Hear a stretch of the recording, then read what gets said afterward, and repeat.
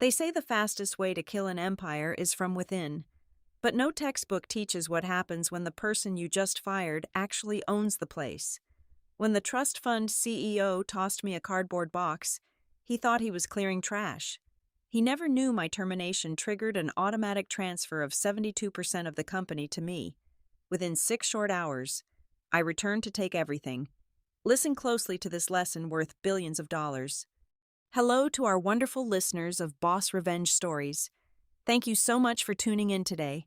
We recently received the unfortunate news that YouTube has disabled monetization on our channel, which has left us without the necessary budget to maintain our daily operations. If you find yourself enjoying the story today, we would be incredibly grateful if you could support us with just $1, as this allows us to pay our dedicated staff so they can afford their living expenses and keep bringing these amazing stories to life for you. You can easily support our work by scanning the QR code currently displayed on your screen, or by clicking the donation link found down in the video description or the pinned comment below. My name is Madeline Griffin, and I was 34 years old when I sat in my dimly lit office overlooking the Chicago skyline, typing what would be the very last lines of code I ever wrote as a mere employee for Kestrel Dynamics. Kestrel was a titan in the financial technology sector, processing high-frequency trades that moved mountains of wealth in fractions of a second. While the executives on the upper floors played golf and threw around empty corporate buzzwords like synergy, paradigm shift, and dynamic disruption, I was the chief systems architect. I was the grease in the gears, the one actually keeping the servers from melting down and taking the portfolios of half of Wall Street with them. On that specific Tuesday morning, I was deeply focused on patching a critical security vulnerability in our primary data pipeline.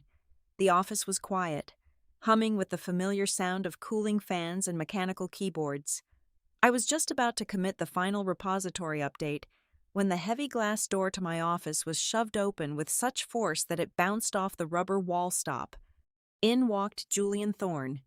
Julian was the newly minted Chief Executive Officer, a title he had earned entirely through the rigorous, back-breaking labor of being born to the billionaire venture capitalist who owned the majority stake in the company. Julian looked exactly like every other finance bro who had never written a single line of code in his life. He wore a ridiculously tight, bespoke suit that probably cost more than my first car.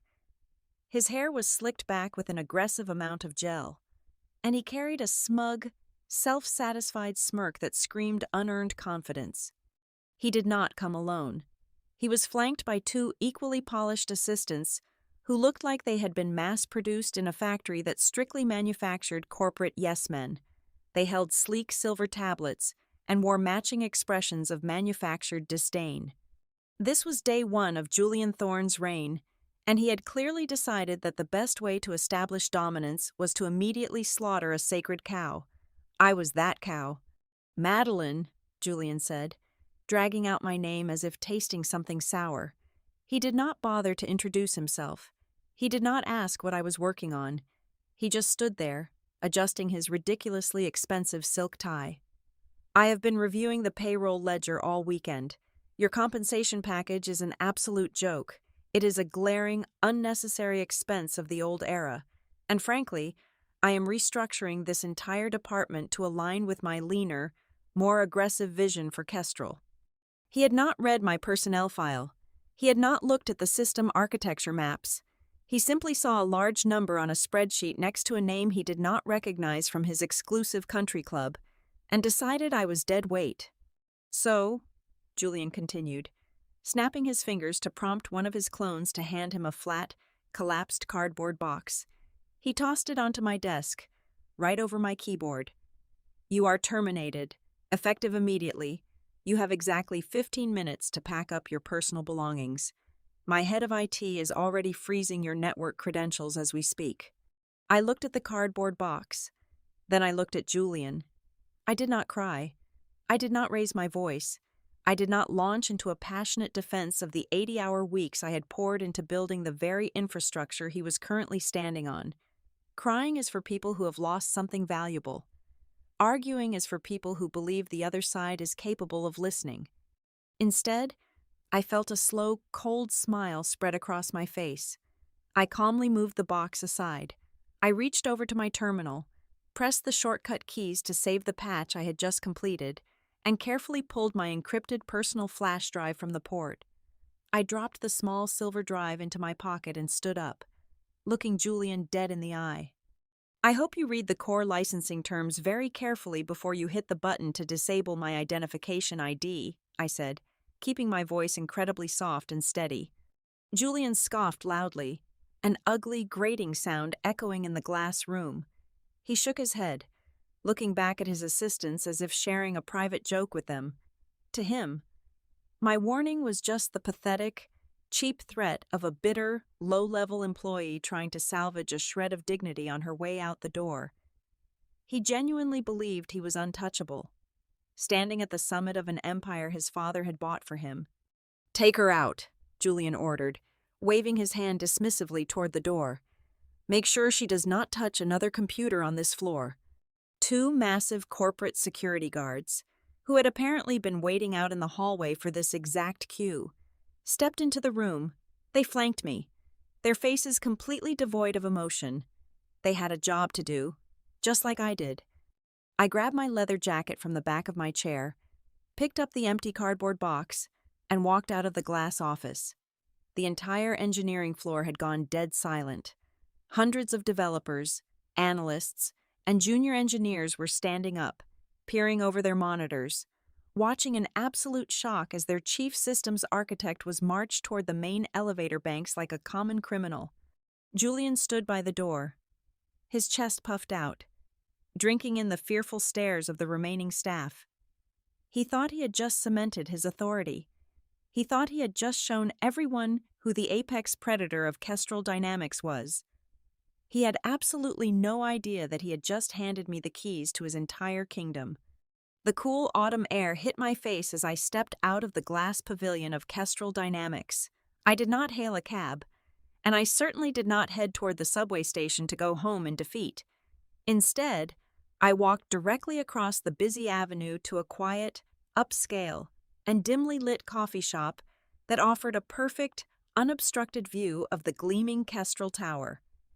I approached the counter, ordered a double espresso, and found a secluded booth tucked away in the corner by the window. As I settled into the deep leather seat, I opened my personal laptop, the cold glow of the screen illuminating my face in the shadows of the cafe.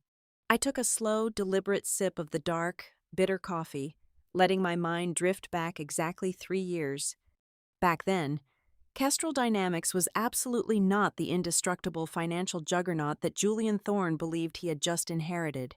It was bleeding out on the operating table, a catastrophic market fluctuation, combined with a severely outdated internal infrastructure, had pushed the company right to the jagged edge of total bankruptcy. The board of directors was in a state of sheer panic. Major investors were threatening to pull their capital within days, and the previous executive team was desperately scrambling for any kind of miracle to save their sinking ship. I was the one who gave them that miracle. Working completely alone in the freezing server room for 4 straight days without a single hour of sleep, I engineered a proprietary high-frequency trading algorithm from scratch. It was a masterpiece of digital architecture. It was capable of predicting microscopic market shifts and executing thousands of complex trades fractions of a millisecond faster than anything else operating on Wall Street. When we plugged it in, the algorithm instantly stabilized the company, plugging the massive financial hemorrhage and reversing their fortunes virtually overnight. Kestrel went from the brink of death to posting record profits in a single quarter. When the dust finally settled, the board of directors wanted to throw a massive cash bonus at me to formally secure the permanent rights to the code. But I knew the true, underlying value of what I had created. Cash is temporary, but legal leverage is eternal. I firmly declined the cash bonus. I even declined the back pay they owed me for months of grueling overtime. Instead, I demanded that the total appraised value of my intellectual property, along with all my unpaid compensation, be converted into preferred corporate equity. To keep things impeccably clean, and to avoid alarming the primary shareholders about an employee owning a significant chunk of the pie, I routed this equity through a blind trust and a corporate shell entity I had quietly established, named Apex Holdings. The board was so incredibly relieved to avoid a massive cash payout during a fragile liquidity recovery that they eagerly signed the paperwork. They did not bother looking too closely at the intricate legal framework my personal attorneys had drafted. Because of their negligence, they completely missed the poison pill buried deep within the licensing agreement. It was designated in the contract as Clause 42B. The clause was brutally simple, yet legally watertight. It stated that Kestrel Dynamics was granted an exclusive perpetual license to utilize the trading algorithm on one strict, undeniable condition: Madeline Griffin must remain an actively employed member of the organization, or her departure must be entirely voluntary. If my employment was ever terminated unilaterally, without a unanimous, formalized vote by the entire board of directors, the intellectual property license would immediately and irrevocably expire. But the trap went much deeper than just pulling the plug on their golden goose. The true masterstroke of Clause 42B dictated the financial consequences of that specific breach, the exact moment a termination was processed without full board approval. All equity held by Apex Holdings would instantly convert from non-voting silent shares into supreme voting shares. Over those subsequent 3 years, while I diligently maintained the servers and kept my head down in the engineering department, I had been quietly and methodically acquiring small fractions of equity from departing directors and retiring executives. A fraction of a percent here, 2% there. I funneled every single piece directly into Apex Holdings, slowly, silently, in the shadows. That shell company had swallowed up exactly 72% of Kestrel Dynamics. 72% was a supermajority. It was absolute, undeniable corporate control. And it was all locked behind a legal seal, lying dormant, just waiting for an arrogant fool to come along and shatter it. Julian Thorne had just broken that seal. I glanced down at the digital clock on my laptop screen. It read 9:58 in the morning. I took another sip of my espresso, my eyes fixed intently on the towering glass building across the street. At exactly 10 o'clock, Julian's newly approved trading protocol was scheduled to execute the largest automated block trade of the entire fiscal year. It was meant to be his grand, triumphant debut as chief executive officer, a massive influx of capital designed to prove his supposed genius to his billionaire father. The clock ticked to 9:59. In exactly 60 seconds, the Human Resources Department's automated system would officially sync my forced termination status with the central mainframe. The system would instantly recognize the unauthorized firing. The smart contract embedded deep within the core algorithm would execute its final directive. The clock struck 10. The bomb was officially armed, and Julian Thorne had just locked himself inside the vault with it. High above the bustling Chicago streets, inside the sprawling, mahogany-lined Chief Executive Officer suite, a cork exploded from a bottle of vintage champagne. Julian poured the bubbling liquid into crystal flutes, handing them out to a small circle of his fraternity brothers and newly appointed vice presidents. They were toasting to a new era, laughing about how quickly they had cleared out the dead wood. Julian leaned back against his massive oak desk, loosening his silk tie, basking in the glow of his perceived absolute authority. Behind him, a wall of massive flat-screen monitors displayed the live global trading feeds. The numbers were supposed to be a cascading waterfall of green, reflecting the massive block trade he had just authorized. Instead, at exactly 10 o'clock, the cascading green froze. A sharp, dissonant error chime echoed through the luxurious office. The screens violently flashed from green to a blinding, aggressive crimson red. The celebratory laughter instantly died in the room. Julian spun around, spilling champagne onto his expensive Persian rug. Across every single monitor, bold white text overlaid the red background, blinking with a terrifying rhythm. Error 403. Access denied. Down in the cafe, I took a small bite of a warm butter croissant. The flaky pastry melted in my mouth. I signaled the barista and politely asked for a glass of sparkling water, enjoying the soothing, lo-fi jazz playing from the ceiling speakers. The world out here was moving at a wonderfully normal, relaxed pace. Back in the Kestrel Tower, chaos had violently erupted.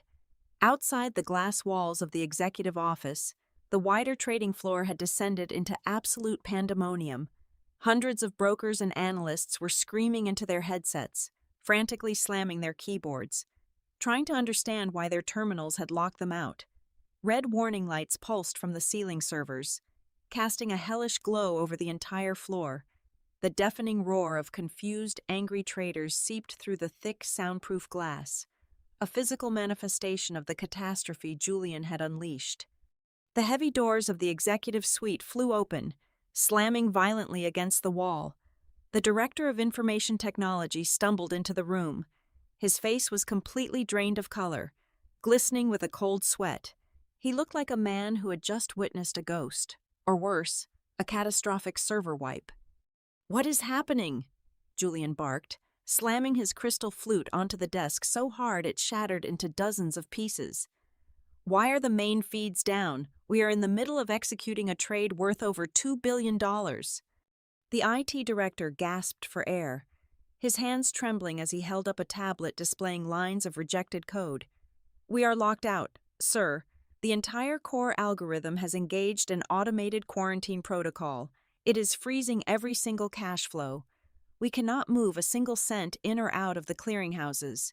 Billions of dollars belonging to our institutional clients are completely trapped." "Then reboot the damn system and override the quarantine," Julian screamed, his carefully constructed facade of cool professionalism instantly crumbling into petulant rage. "We cannot do that," the IT director stammered, stepping back as if terrified Julian might physically strike him. "The source code required to unlock the algorithm is not located on our local servers. It is not in the cloud backup either. The encryption key is dynamically hard-linked to an active employee identification badge."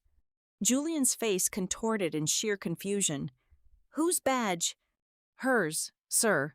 The systems architect you fired an hour ago. When Human Resources processed the termination and deactivated her physical access card, it triggered a dead man switch inside the mainframe. Her badge was the only key."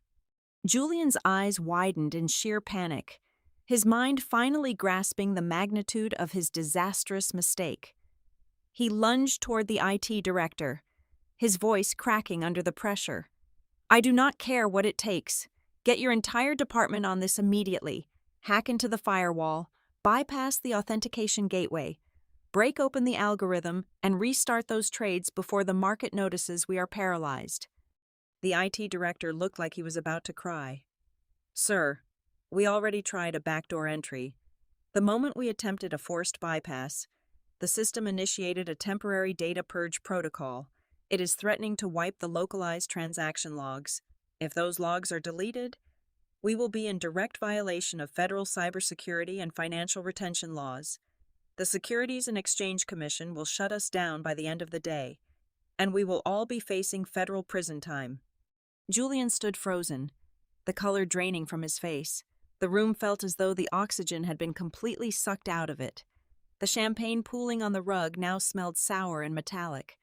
Across the street, I watched a flock of pigeons scatter as a taxi honked its horn. I calmly checked my phone. The automated delivery system confirmed that the designated email had successfully left my encrypted server. Inside the executive suite, the terrifying silence was broken by the sharp ping of a high-priority notification. The chief legal officer of Kestrel Dynamics, a stern woman in her late 50s, strode into the office. She did not look panicked. She looked utterly defeated. She held a thick leather-bound tablet tightly against her chest. "Julian," she said, her voice devoid of any warmth or respect. "We have a catastrophic legal situation." Julian gripped the edge of his desk, his knuckles turning white. "What now?" "Tell me the IT department is wrong. Tell me we can fix this." "It is the least of our problems," the chief legal officer replied coldly.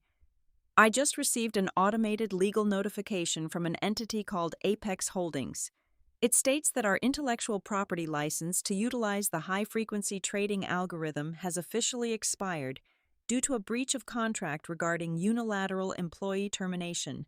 We are currently operating stolen financial technology." Julian let out a desperate, mocking laugh. "A breach of contract over one developer, have our lawyers bury them in litigation until they go bankrupt. We are a multi-billion-dollar firm." The chief legal officer did not smile. She stepped forward and placed her tablet on his desk. "You do not understand. Julian, attached to that notice is a 500-page legal dossier. It contains perfectly executed transfer deeds, board signatures from the past 3 years, and an airtight smart contract log." She paused, letting the devastating reality hang in the heavy air. "The dossier conclusively proves that the moment you stamped that termination order, the voting rights of Apex Holdings were activated. As of 1 hour ago, 72% of this entire company officially changed hands. We do not own Kestrel Dynamics anymore. Financial markets are entirely unforgiving, and they are incredibly fast. It took less than 20 minutes for rumors of a catastrophic systems failure at Kestrel Dynamics to leak out of the building. On the over-the-counter trading platforms, the stock of the company began a terrifying, uncontrolled descent. It was not merely a dip, it was a complete slaughter. Within 45 minutes, nearly 30% of the corporate valuation had simply evaporated into thin air.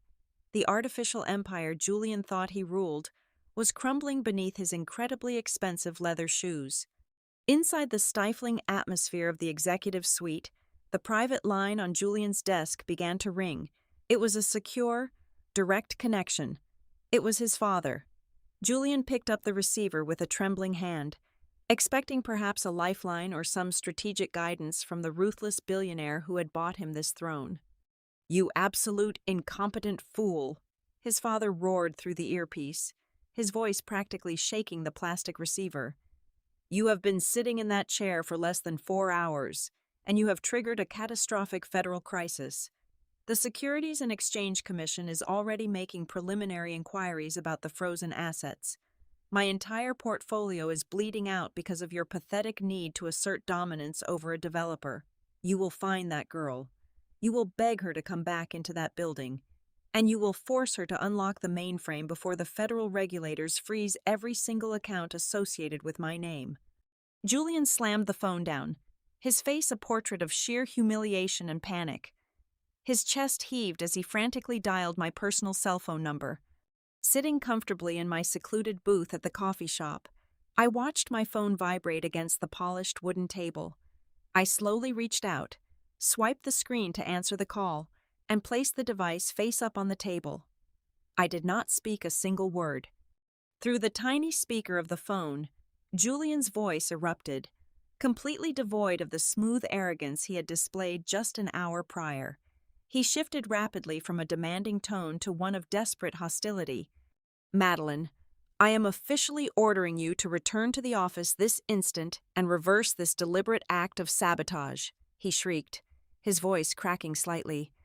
"If you do not comply right now, I will sue you for corporate espionage, I will completely destroy your professional career, and I will make sure you are locked in a federal prison for the next decade. Do you hear me?" I completely ignored the frantic, screaming voice echoing from the small device. I calmly raised my hand, caught the attention of my server, and offered a warm smile. "Excuse me," I said, my voice smooth and relaxed. "Could I please order a slice of the lemon tart to go with my espresso?" As the server nodded and walked away, Julian continued to scream empty, pathetic threats into the void, sounding like a man desperately trying to threaten the ocean while he was actively drowning in it. Back in the Kestrel Tower, Julian finally realized I was not listening and threw his phone across the room, watching it shatter against the mahogany wall. He spun around to face the chief legal officer, his eyes wide with a manic desperation. "Draft the injunction right now," he demanded, pointing a trembling finger at her. "Draft the lawsuit. We are going to bury her in legal fees until she begs to give us the access codes." The chief legal officer did not move. She looked at Julian with a mixture of profound pity and absolute disgust. She was about to pour a bucket of ice water over his last remaining delusion. "Julian, you cannot sue her," she stated, her voice sharp and uncompromising. Every single document she signed 3 years ago, every single condition in Clause 42B, is completely legal, ironclad, and registered. You cannot sue her for breach of contract, because you are the one who unilaterally breached it by firing her without a board vote. In fact, the legal dynamic has completely flipped, because you acted without authorization and actively destroyed the market value of the company over the last hour. She now has the absolute legal standing to sue you. She can sue you for gross negligence and the malicious destruction of her corporate assets. The reality of his utter powerlessness finally began to sink in, suffocating him. An emergency, mandatory meeting of the board of directors was instantly convened.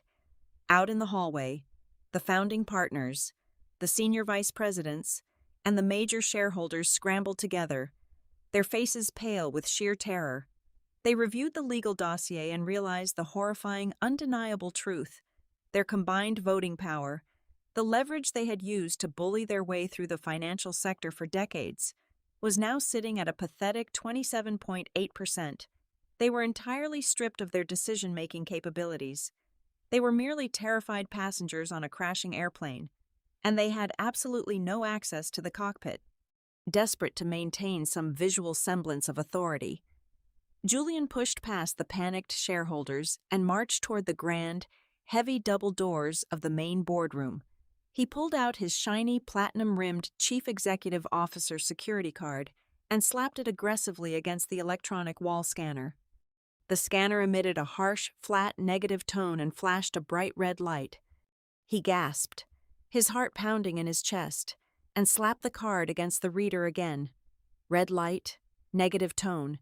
He grabbed the heavy brass handle and pulled with all his might, but the door remained securely locked.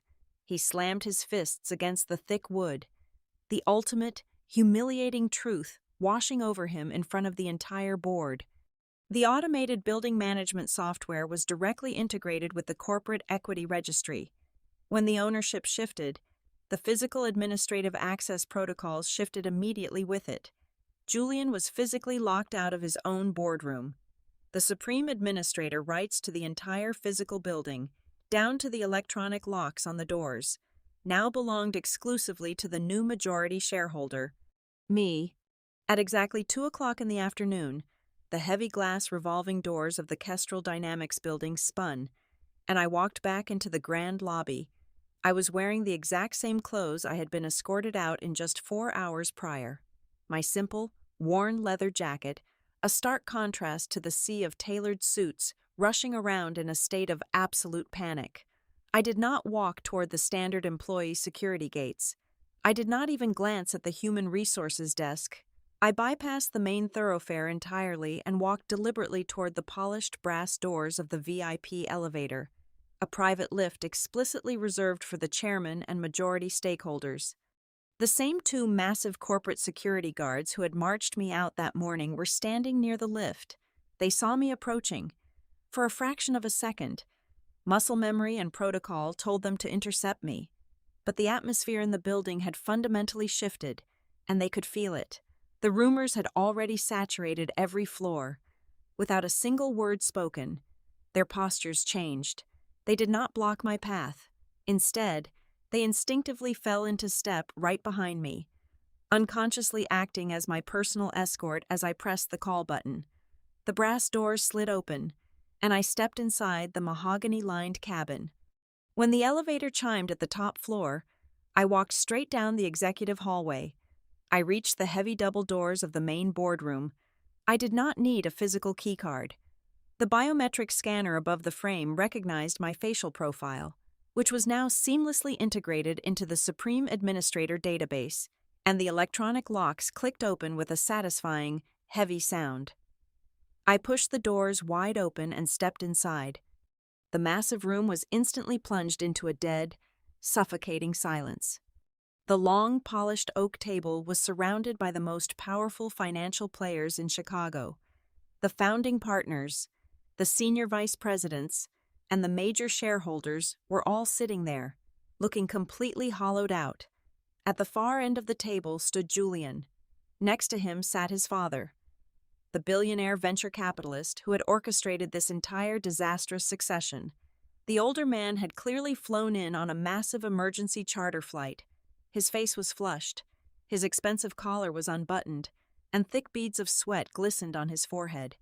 As I walked in, he desperately tried to force a tight, conciliatory smile onto his face, attempting to project the calm demeanor of a seasoned negotiator. Julian, however, was still desperately clinging to the illusion of his own authority. He adjusted his suit jacket, puffing out his chest as he took a step forward, trying to command the room. "Madeline," Julian began, attempting to sound magnanimous, though his voice wavered noticeably. "Let us be reasonable adults here. You have made your point. You have demonstrated the critical nature of your system architecture. I am willing to concede that there was a miscommunication regarding your compensation. I have spoken with the financial team, and we are prepared to offer you an immediate, tax-free wire transfer of $10 million. In exchange, you will sit down at that terminal, restore the main trading feeds, and sign a comprehensive ironclad non-disclosure agreement regarding today's technical glitch." He looked around the room, expecting the sheer magnitude of the monetary offer to impress his father and the board. $10 million was a fortune to an employee. He genuinely thought he was buying his way out of his own execution.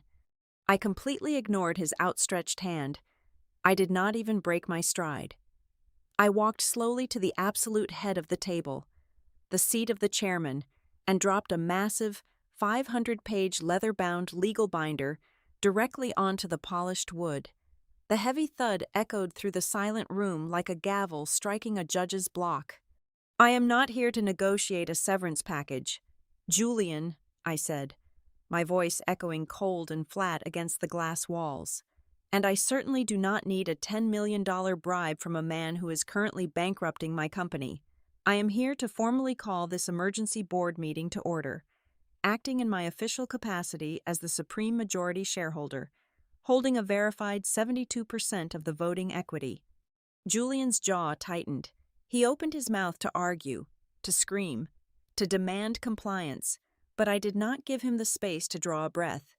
I opened the binder and pulled out a single sheet of paper, laying it flat on the table.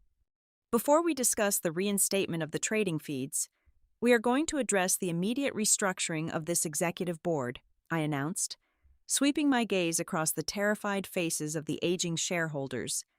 In exactly half a day of employment, the current chief executive officer has committed a staggering list of financial and administrative violations.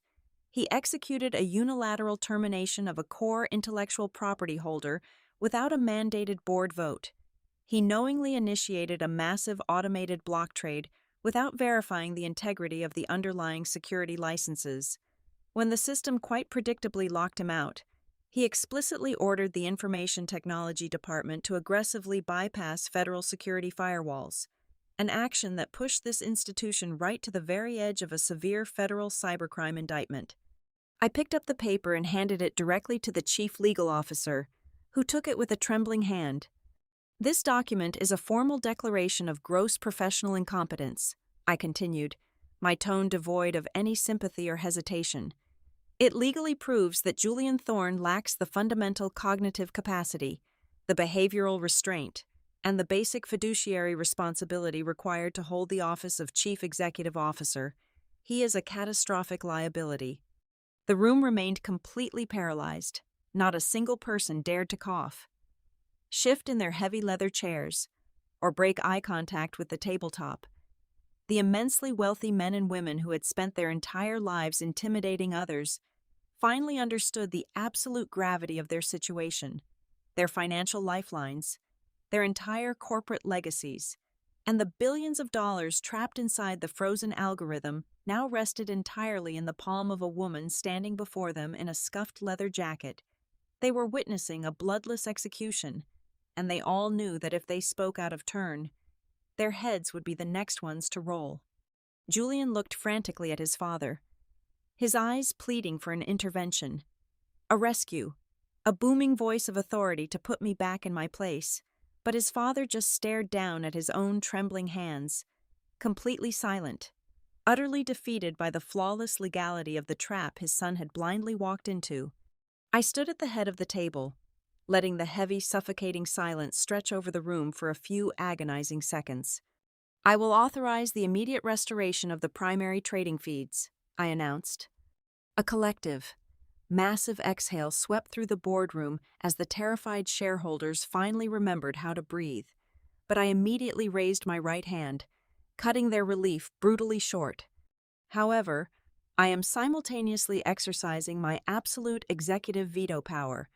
As my very first official act as the controlling entity of Kestrel Dynamics, I am indefinitely suspending the employment of Julian Thorne, effective this exact second." From under my arm, I produced the exact same collapsed, flat cardboard box that Julian had so arrogantly tossed onto my keyboard just a few hours prior. I quickly popped it open into its rigid square shape. With a smooth, deliberate push, I sent the empty box sliding directly down the center of the massive, 30-foot polished oak conference table. It glided over the smooth wood with a soft, steady scraping sound, coming to a dead stop right at the edge of the table, gently bumping against Julian's waist. "You have exactly 15 minutes to pack your personal belongings," I said, my voice perfectly level, completely stripped of any unnecessary emotion or malice.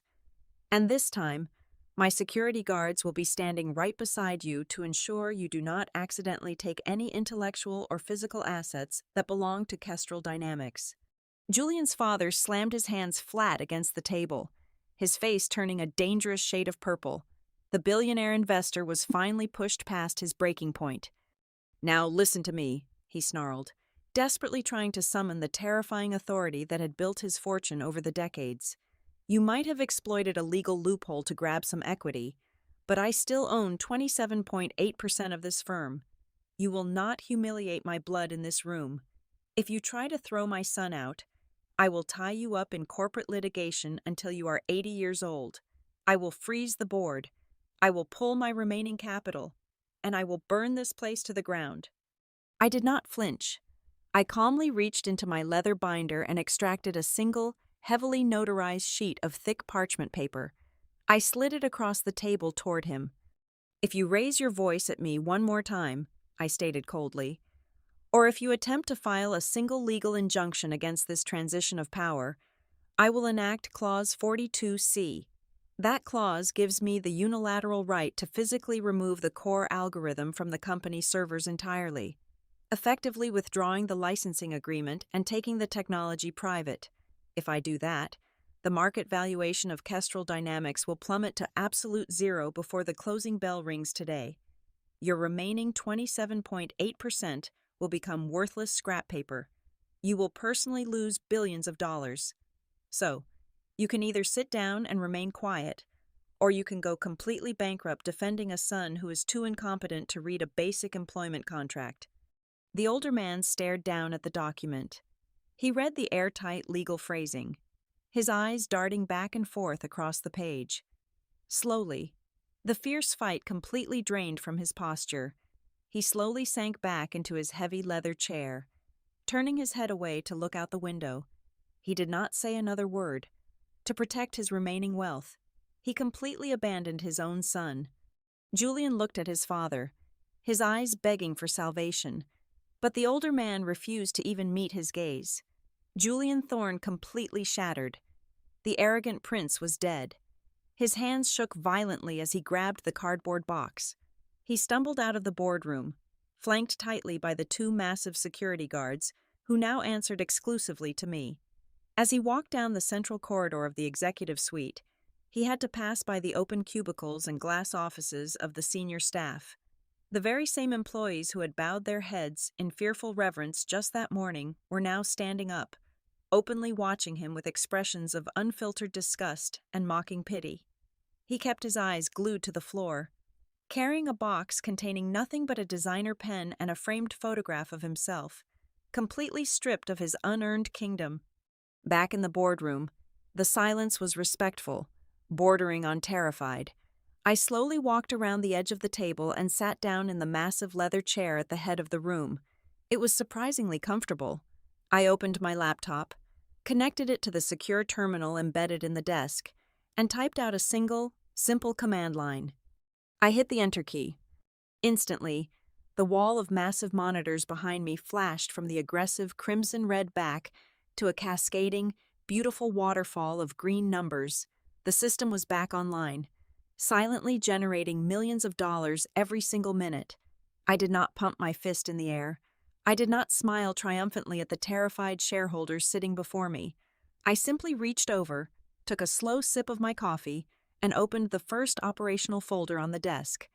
I was completely ready for my very first day of work as the true owner of this empire. Hello once again to our amazing listeners. Thank you so much for staying with us until the very end of today's journey. We would love to know where you are tuning in from, so please let us know in the comments below.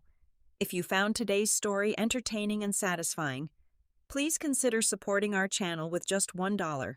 You can do this quickly by scanning the QR code currently on your screen or by using the donation link in the video description or the pinned comment. Your generous support goes directly to paying our hardworking staff, helping them feed their families, and allowing us to continue creating better and more thrilling stories for you every single day. Thank you again, and we will see you in the next one.